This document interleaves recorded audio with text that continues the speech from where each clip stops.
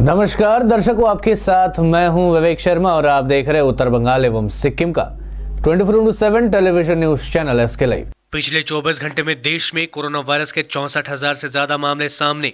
Recovery rate भी हुई 73% से अधिक।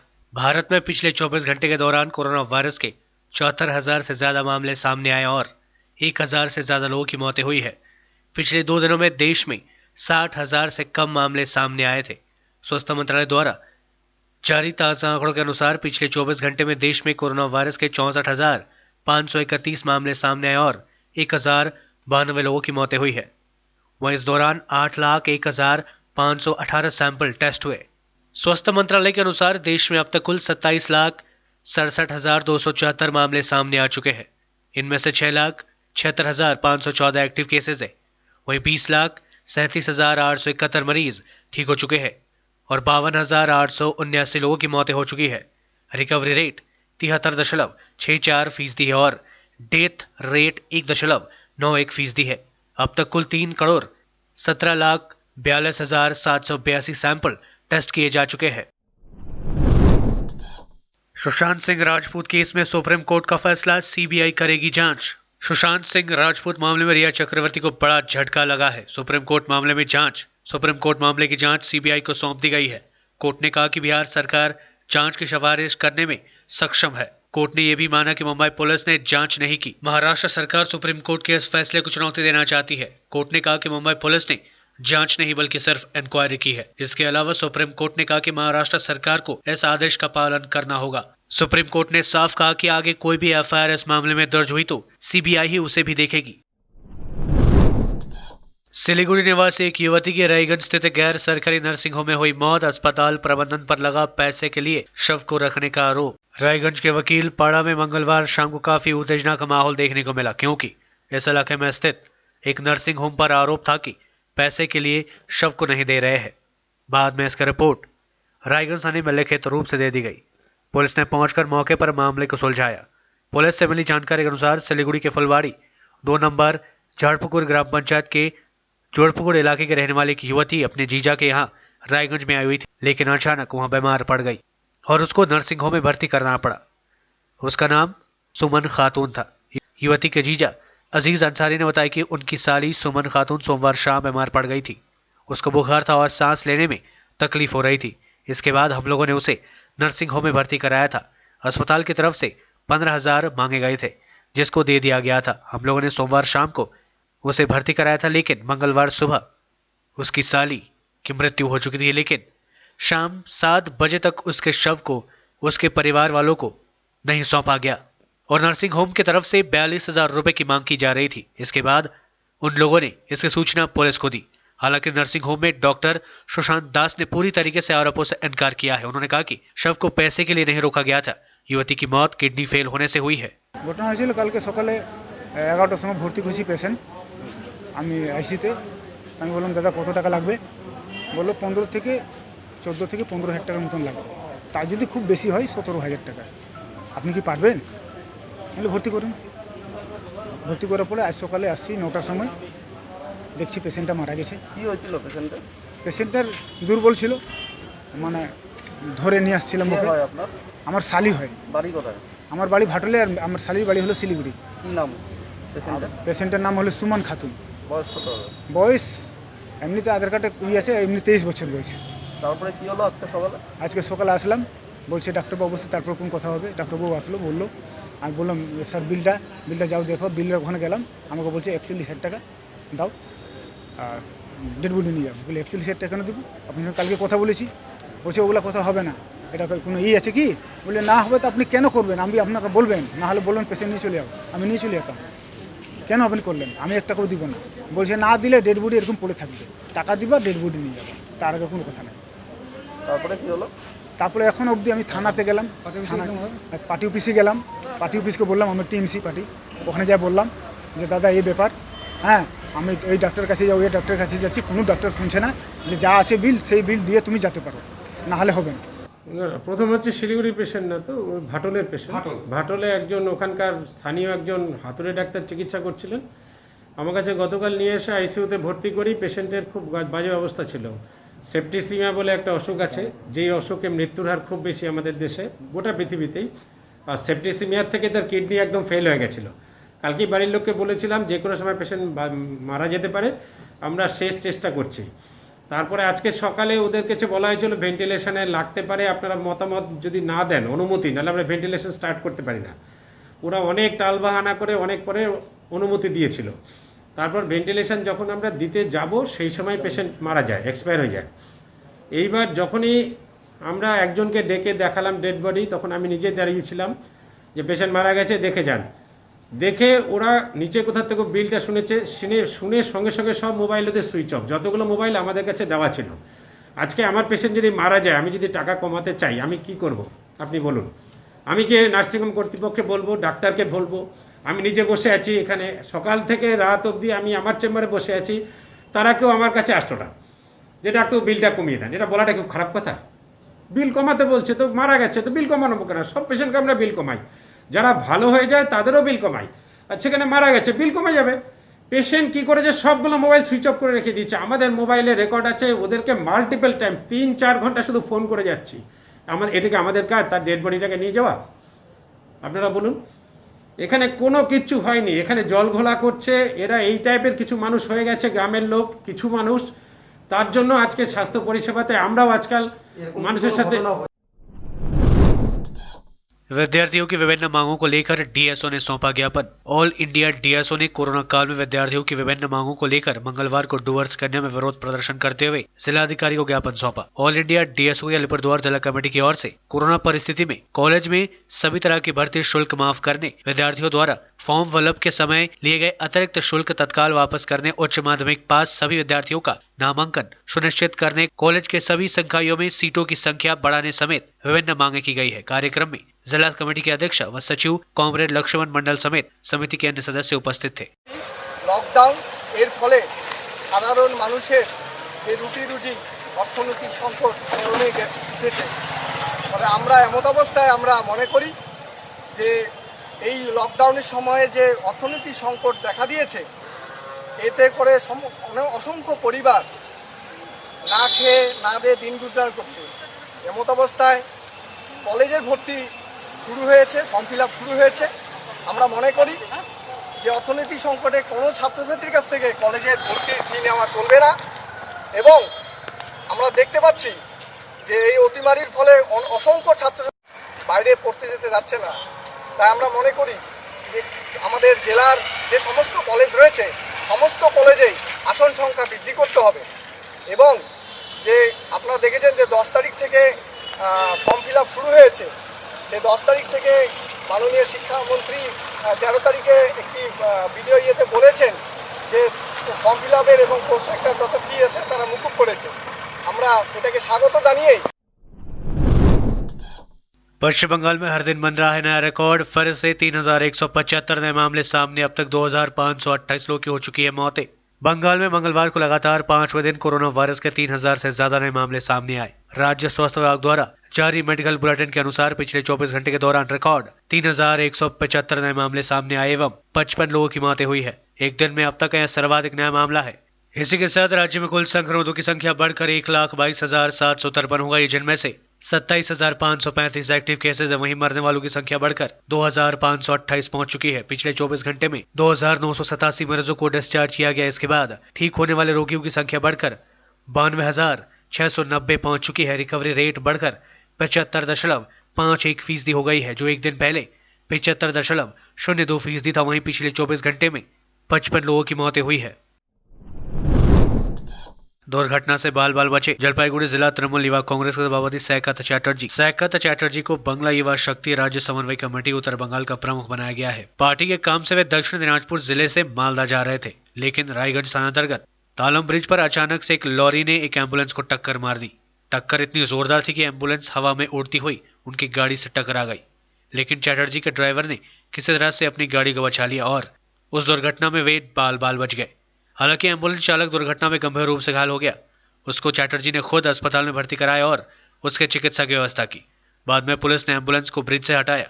पुलिस ने उस लॉरी चालक की तलाश में जुटी हुई है। पुलिस उक्त लॉरी चालक की तलाश में जुटी हुई है। जिसने एम्बुलेंस को टक्कर मारी थी।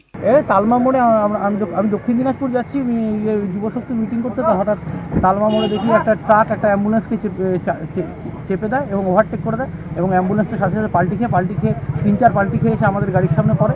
আমরা শাটারিং ব্রেক দেওয়াতে কোনো অ্যাম্বুলেন্সটা ধাক্কা লাগেনি এবং উদ্ধার রেস্কিউ করেছি এবং করার পর এখন সে স্টেবল আছে এবং ওই যে ট্রাকটা চলে গেছে ওকে হিট করে সেই ট্রাকটাকে ধরা যায়নি, কিন্তু আজকে যেভাবে আমাদের গাড়ির সামনে এসে পড়েছিল অ্যাম্বুলেন্সটা, আমরা যদি শাটারিং ব্রেক মারতে না পারতাম, আমাদের ড্রাইভার যদি মারতে না পারতো, তাহলে কিন্তু একটা বড় ক্যাজুয়ালিটি ঘটে যেত। दुनिया में अब तक 7.84 लाख लोगों की हो चुकी है मौतें। कोरोना वायरस से 1.50 करोड़ लोग हो चुके हैं ठीक। दुनिया में कोरोना वायरस संक्रमण के अब तक 2,23,05,880 मामले सामने आ चुके हैं। इनमें 1,50,45,879 मरीज ठीक हो चुके हैं, जबकि 7,84,338 लोगों की मौतें हो चुकी है। ये आंकड़े www.worldometers.info कोरोना वायरस के मुताबिक है। अमेरिका की 6 यूनिवर्सिटीज में 200 से ज्यादा स्टूडेंट्स संक्रमित पाए गए हैं। यूएसए के 5 राज्यों के स्कूलों में 2000 से ज्यादा बच्चों को क्वारंटाइन किया गया है। यूनिवर्सिटी ऑफ लोहा में सबसे ज्यादा 175 स्टूडेंट संक्रमित पाए गए।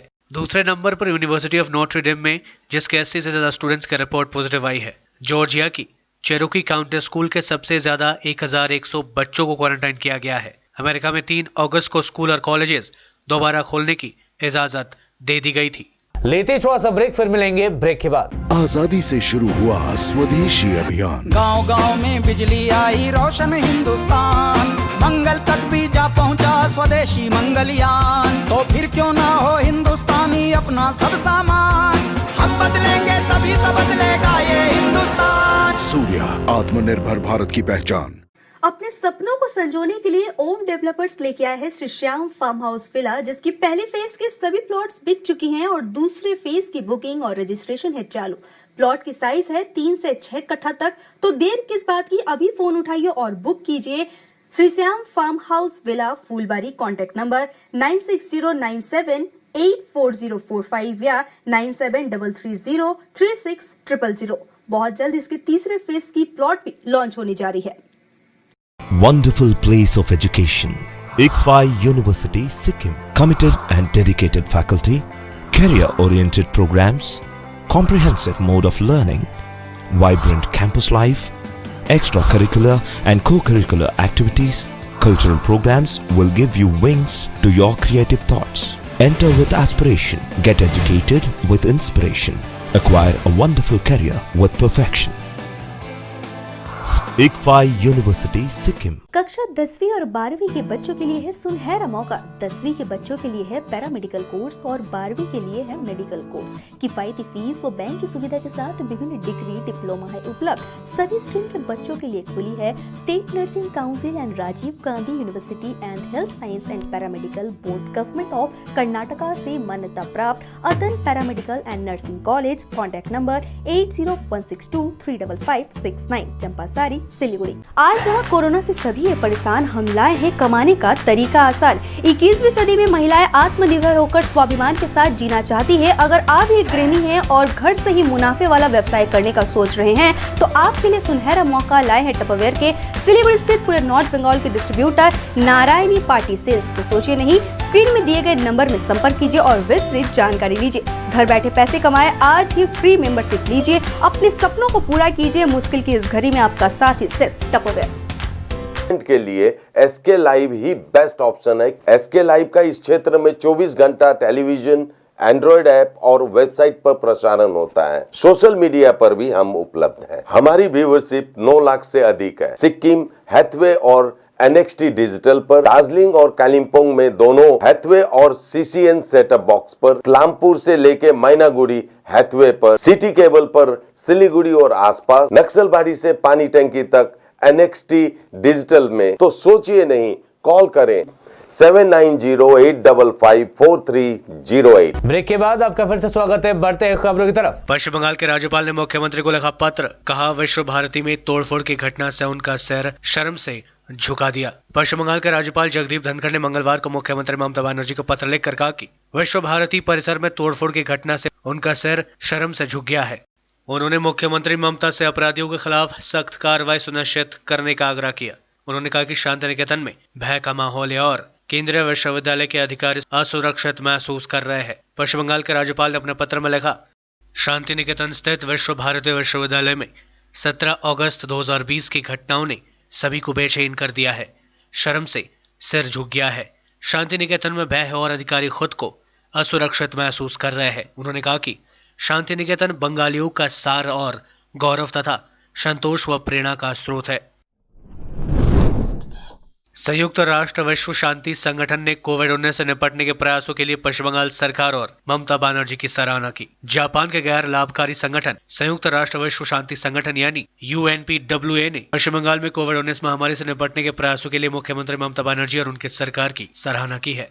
UNWPA के संस्थापक अध्यक्ष फुसाओ कितिगोमा ने राज्य के श्रम मंत्री निर्मल मांझी को पत्र लिखकर महामारी के वक्त समाज के लिए उनके योगदान की सराहना की। पत्र में कितागावा ने कहा, अपने प्रतिनिधि के माध्यम से हमें आपके और आपके राज्य की सरकार के बारे में पता चला। हमें आपकी मानववादी मुख्यमंत्री के बारे में भी जानकारी मिली। इस माह की 17 तारीख को लिखे गए पत्र में आगे कहा गया कि इस वैश्विक महामारी के दौरान समाज के प्रति जो आपने दायित्व निभाया है, हमें उसकी जानकारी है। चिकित्सक सर्वशक्तिमान का दूसरा रूप है। इंसानियत आपके हाथों में सुरक्षित है। आभार और सराहना के प्रतीक के तौर पर आपको प्रमाण पत्र देते हुए हमें गर्व महसूस हो रहा है। मांझी एक चिकित्सक और पश्चिम बंगाल मेडिकल काउंसिल के अध्यक्ष भी है। अच्छी खबर, प्रणब मुखर्जी के स्वास्थ्य में देखने लगा है सुधार के संकेत। बेटी अभिजीत मुखर्जी ने ट्वीट कर दी जानकारी। पूर्व राष्ट्रपति प्रणब मुखर्जी के स्वास्थ्य में सुधार हो रहा है। उनके बेटी अभिजीत मुखर्जी ने बुधवार को इसकी जानकारी दी। अभिजीत, जो नियमित रूप से अपने पिता के स्वास्थ्य के बारे में लोगों को अपडेट करते आ रहे हैं, उन्होंने कहा कि पूर्व राष्ट्रपति की स्थिति स्थिर है और उनके महत्वपूर्ण पैरामीटर भी नियंत्रण में है। अभिजीत ने ट्वीट कर कहा कि उन्होंने लोगों से अपने पिता के जल्द स्वस्थ होने के लिए प्रार्थना करने की भी आग्रह किया। उन्होंने कहा कि डॉक्टरों और उनके ईमानदारी से प्रयासों और आप सभी की प्रार्थनाओं से मेरा पिता अभी स्थिर है। भाजपा व CPM के 59 परिवार तृणमूल कांग्रेस में शामिल। अगले साल पश्चिम बंगाल में होने वाले विधानसभा चुनाव से पूर्व पूरे राज्य में दल बदल का सिलसिला लगातार जारी है। इस क्रम में कोचबिहार जिले में भाजपा एवं CPM छोड़कर करीब 59 परिवार सत्ताधारी तृणमूल कांग्रेस में शामिल हुए हैं। तूफानगंज 1 नंबर ब्लॉक के नाटावड़ी विधानसभा क्षेत्र के देवचढ़ाई ग्राम पंचायत के नेपाल खाता इलाके में करीब 59 परिवार आज भाजपा व CPM छोड़कर तृणमूल कांग्रेस में शामिल हुए। वरिष्ठ तृणमूल नेता उत्तर बंगाल विकास मंत्री रविंद्रनाथ घोष की मौजूदगी में इन सभी ने तृणमूल कांग्रेस का दामन थामा। मंत्री ने इन सभी को पार्टी का झंडा प्रदान कर अपने दल में शामिल किया। इस अवसर पर मंत्री रविंद्रनाथ घोष ने बताया कि देवचराई ग्राम पंचायत इलाके में राज्य सरकार ने सड़क बनाने से लेकर विभिन्न प्रकार के विकास कार्य किए हैं। इन सभी से प्रभावित होकर यहाँ के लोग सत्ताधारी पार्टी में शामिल हो रहे हैं। इस अवसर पर देवचढ़ाई ग्राम पंचायत के अंचल अध्यक्ष फारूक मंडल, नाटावाड़ी के विधायक तथा उत्तर बंगाल विकास मंत्री रविंद्रनाथ घोष समेत पार्टी के नेता व कार्यकर्ता मौजूद रहे थे। नाटावाड़ी विधानसभार अंतर्गत देवचराई अंचलेर नेपालेर खाता बुथे 59টি परिवार तारा लिखितभावे तृणमूल कांग्रेसे योगदान करलेन। तादेरके तृणमूल कांग्रेसे ग्रहण करा हलो एवं सम्मानेर साथे ताদের দলে জায়গা দেওয়া হবে এবং সবাই মিলে আগামী দিনে মমতা মাঝির হাতকে শক্ত করে বিজেপিকে এলাকা থেকে ধুয়ে মুছে সাফ করে দিতে হবে। আরও অন্যান্য বুথগুলোতেও ইতিমধ্যে জয়েন হয়েছে, আরও আবেদনপত্র জমা পড়েছে। আস্তে আস্তে আমরা সবাইকে দলে যোগদান করাবো এবং আগামী দিনে মমতা মাঝির হাতকে শক্ত করে যাতে 250-র উপরে সিট নিয়ে মমতা ব্যানার্জি আবার তৃতীয়বারের জন্য ক্ষমতায় আসে, সারা রাজ্য জুড়েই সেই অভিযান চলছে। মানে যোগদান অভিযান আপনারা দেখছেন প্রত্যেক দিনই বিজেপি ভেঙে CPM ভেঙে তারা তৃণমূল কংগ্রেসে যোগদান করছেন। কোথাও একটা ঘটনা নাই যে তৃণমূল থেকে অন্য দলে কোনো দলে গেছে, কিন্তু বিজেপি CPM অন্যান্য দল ভেঙে তৃণমূল কংগ্রেসের যোগদানে হিড়িক লেগে গেছে। কারণ মানুষ বুঝে গেছে করোনার প্রবাহে যে আসল বন্ধু, মানুষের আসল বন্ধুটাকে মমতা ব্যানার্জি যে এই 10 কোটি মানুষের বাংলার আসল বন্ধু, সেটা বাংলার 10 কোটি মানুষ বুঝে গেছে। তাই তো বিনা পয়সায় রেশন পাচ্ছে, উন্নয়ন পাচ্ছে, নানা পরিষেবা পাচ্ছে, ভাতা পাচ্ছে, বাচ্চাদের মিড ডে মিল পাচ্ছে, বাচ্চাদের স্কুল ড্রেস থেকে আরম্ভ করে বই পুস্তক সব পাচ্ছে। সার্বিক উন্নয়ন হচ্ছে, রাস্তা হচ্ছে, ব্রিজ হচ্ছে, স্কুল হচ্ছে, কলেজ হচ্ছে, ইউনিভার্সিটি হচ্ছে, মেডিকেল কলেজ হচ্ছে। आईपीएल के स्पॉन्सरशिप का तलाश खत्म, ड्रीम 11 बना आईपीएल का टाइटल स्पॉन्सर। भारतीय क्रिकेट कंट्रोल बोर्ड बीसीसीआई ने आईपीएल 2020 के टाइटल स्पॉन्सरशिप के अधिकार fantasy sports league platform dream 11 को दिए हैं। ड्रीम 11 पहले से ही बीसीसीआई का पार्टनर है। इस दौड़ में उसने फेवरेट मानी जा रही टाटा सन्स को पछाड़ दिया है। टाटा के कई बिजनेस है और वह ओलंपिक स्पोर्ट्स का कई दशकों से सपोर्ट कर रहा है। खबर है कि ड्रीम 11 ने इसके लिए करीब 250 करोड़ रुपए की बोली लगाई। चीनी मोबाइल फोन निर्माता वीवो के हटने के बाद बीसीसीआई को नए टाइटल स्पॉन्सरशिप की तलाश थी। इसमें कई बड़ी कंपनियों में दौड़ लगी हुई थी। वीवो ने 2018 में 5 साल की डील साइन की थी। हर साल वहां बोर्ड को 440 करोड़ रुपए का भुगतान कर रही थी, लेकिन इस बार देश में चीन के खिलाफ बने माहौल के चलते हुए चीनी मोबाइल निर्माता कंपनी ने हटने का फैसला किया। इस दौड़ में बायजूस, रिलायंस जियो, टाटा सन्स और अनअकैडमी जैसी कंपनियां शामिल थी, लेकिन ड्रीम 11 ने सभी को पछाड़ते हुए टाइटल को अपने नाम किया। खबरों के अनुसार इस बिड में सबसे आगे ड्रीम 11 रही, जिसने करीब 250 करोड़ रुपए की बोली लगाई। वहीं अनअकैडमी ने 210 करोड़ और टाटा ने 180 करोड़ रुपए की बोली लगाई थी। एजुकेशन ऐप कंपनी बायजूस ने 125 करोड़ रुपए की बोली लगाई थी। रायगंज में 2 बेटों पर लगा अपने पिता की हत्या करने का आरोप। उत्तर दिनाजपुर जिले के रायगंज थाना अंतर्गत बलाई गांव में 2 बेटों पर अपने ही पिता की हत्या करने का मामला सामने आने पर पूरे इलाके में सनसनी मची हुई है। आरोप है कि 70 वर्षीय धीरेन बर्मन नामक व्यक्ति को उनके ही 2 बेटे झटू बर्मन और रॉबिन बर्मन ने गला दबाकर हत्या कर दी है। पुलिस ने शव को कब्जे में लेने के बाद पोस्टमार्टम के लिए उसे भेज दिया और पूरे मामले की जांच में जुट गई है। स्थानीय लोगों से प्राप्त जानकारी के अनुसार बलाई गांव निवासी धीरेन बर्मन के 4 लड़के हैं और 1 लड़की है। उनके पास 23 बीघा जमीन है। आरोप है कि उनके 2 लड़के झटू बर्मन और रॉबिन बर्मन कुछ दिन पहले चिकित्सा कराने के लिए धीरेन को रायगंज शहर में ले गए थे, लेकिन वहां उन्होंने 15 बीघा जमीन अपने नाम करवा ली। गांव पहुंचने पर जब यह बात फैली तो इसको लेकर हंगामा शुरू हो गया और 2 बेटों ने पूछताछ शुरू कर दी। इसके बाद गांव में इसको लेकर सालसी सभा भी रखी गई थी, लेकिन झटू बर्मन और रॉबिन बर्मन धमकी देकर वहां से चले गए। इसके बाद कल रात धीरेन बर्मन का शव बरामद किया गया। उनके दोनों बेटों का आरोप है कि झटू और रॉबिन ने गला दबाकर उनके पिता की हत्या की है। पुलिस इस मामले की छानबीन कर रही है। ঘটনাটা দেখেন, এটা গতকালকে পাড়ার প্রতিবেশী মেম্বার নিয়ে বসছিল, ভাইদের মধ্যে জমি জায়গা নিয়ে খেচাল ছিল। আমি ছিলাম না, যাই হোক পরে আমি আসলাম। যেটা শুনতে পারলাম বেশ কিছুদিন আগে, মাস 2-3 আগে, 2 ভাই 4 ভাই, 4 ভাইয়ের মধ্যে 2 ভাই, মেজো ছেলে সেজো ছেলে, একজনের নাম মনে হয় ঝন্টু বর্মন আর একজনের রবিন বর্মন। এই 2 ভাই বাবাকে চিকিৎসার নাম করে রায়গঞ্জে নিয়ে আসে। এবার তারপরে রেজিস্ট্রি অফিসে গিয়ে জোর জবরদস্তি রেজিস্ট্রি করে, এরকম শুনতে পাইছি আমি। যাই হোক, তারপরে বাকি ভাইগুলো জানার পরে এটা নিয়ে কেচাল হয়। সেই কেচালটা মেটানোর জন্য মেম্বার প্লাস গ্রামবাসী নিয়ে কালকে বসছিল। ওরা বসে সেরকম কোনো সিদ্ধান্তে আসেনি। উপরন্তু ওই 2 ভাই ঝন্টু আর রবিন পাড়াপতির সঙ্গেও একটা ঝগড়া কেচাল করে তারপরে মীমাংসা স্থল থেকে ছেড়ে হঠাৎ করেই বাড়িতে ওরা প্রবেশ করে। কিছুক্ষণ পর বয়স্ক ব্যক্তি মারা যায়।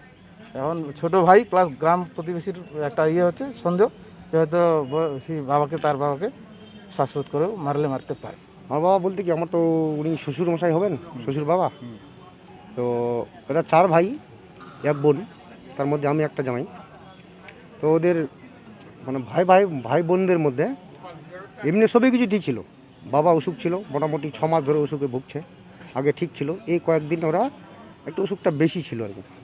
নার্সিংহোমে নিয়ে আসছিলো, স্টার নার্সিংহোমে নিয়ে আসছিলো। তো নেওয়ার পর এরা চিকিৎসার নাম করে 2 ভাই মিলে 15 বিঘা জমি ওদের নামে করে না। এটা কেউ জানে না। পরে জানার পর এই ভাই তখন বলল যে, ভাই তোরা এটা কেন করলি, তোরা তো আমাকে তো বলতে পারতিস। তো বলেনি। তখন গ্রাম প্রতিবেশী বলল যে এটা করো, সালিসি সভা করো। সালিসি সভা করার পর ওরা মানুষের ভুল হতেই পারে। তো সবাই মিলে বসলো, মেম্বার প্রধান নিয়ে বসলো। বসার পর ও বলছে যে আমি কাউকে জমি দেবো না, আমি তো 15 বিঘা করেই নিয়েছি, উপরন্ত বাবা তো মরবেই, আর বাকি জমিগুলো আমি অংশীদার আছি, আমি সেটাও ছাড়বো না। এভাবে বলার পর কিছু লোক গ্রামবাসী ওকে একটু উত্তেজিত হয়েছিল যে এটা তুমি ভুল বলছো, তুমি এটা ভুল করছো। তখন ও শুনলো না। ও বললো যে কী করার তোমরা করো। তখন সবাই লোকগুলো ও যখন চলে গেল তো সবাই লোকগুলো এইগুলো নিয়ে এটা আলোচনা করছে বাইরে, আমিও ছিলাম ওখানে। তো ভিতরে তখন ও চলে গেল, চলে যাওয়ার পর বাবা বারান্দার চৌকির মধ্যে শুয়েছিল। শোয়ার পর আমরা তো বাইরেই আছি, কিছুক্ষণ পর ওরা বলছে যে বাবা মারা গেল। आज के लिए बस इतना ही और मुझे दीजिए इजाजत और देखते रहिए SK लाइव, आपका समय आपकी खबर। धन्यवाद।